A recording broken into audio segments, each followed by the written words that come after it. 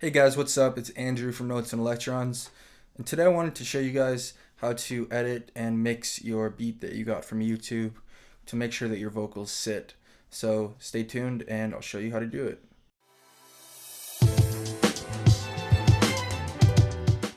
So most beats, if not all, on YouTube are mastered with the intention of getting you to purchase, as a louder, fuller beat will get your attention better.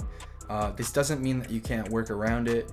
There's a couple tricks to impose that will actually make it so you can fit your vocals over and don't have any clashing frequencies. So the first thing you're going to want to do is apply a low pass and a high pass filter.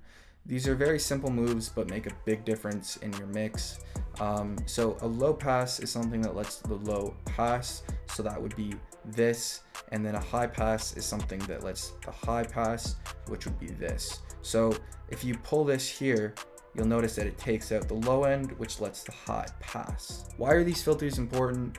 Well, the high pass filter, which is again this one here, takes out a lot of the unwanted muddiness at the low end. So if we play the beat, you'll see a lot of frequencies building up, and I'll just show you here.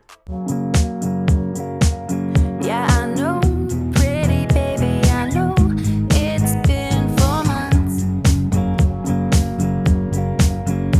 So around 85 to 90 is where our kick is peaking, and really anything under 39 is just excess. So if your EQ has any type of spectrum analyzer, just play the beat and see where the frequencies are and pull your high pass filter to just where the frequencies are stopping. So if we look here again, Yeah, I know, pretty baby, I know, it's been 4 months.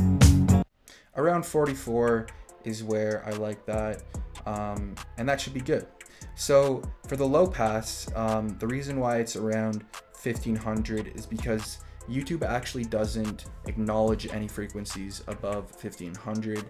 So you just want to put one right there and it'll just clean up your mix and sound better. The last thing you're going to want to do, and this doesn't apply to all circumstances, but try it and see if it makes a difference, is actually apply a subtractive EQ to where you've done a boost in your vocals. So as you can see here, I did a subtractive EQ around 1200 and decreased it by roughly 1.78 dB.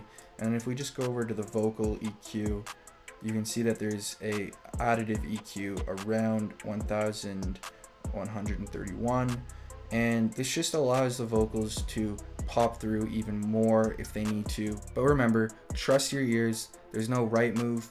Play around, trial and error, and you will find something that sounds good. So I'll just show you a quick before and after with these little tips.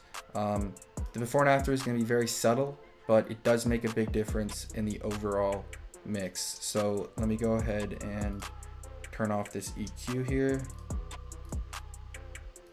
and Yeah, I know, pretty baby, I know, it's been 4 months. Yeah, I know, pretty baby, I know, it's been 4 months. And there you go, guys, a quick video on how to get your YouTube beat sounding good and to get it fit with your vocals. So I hope this helped.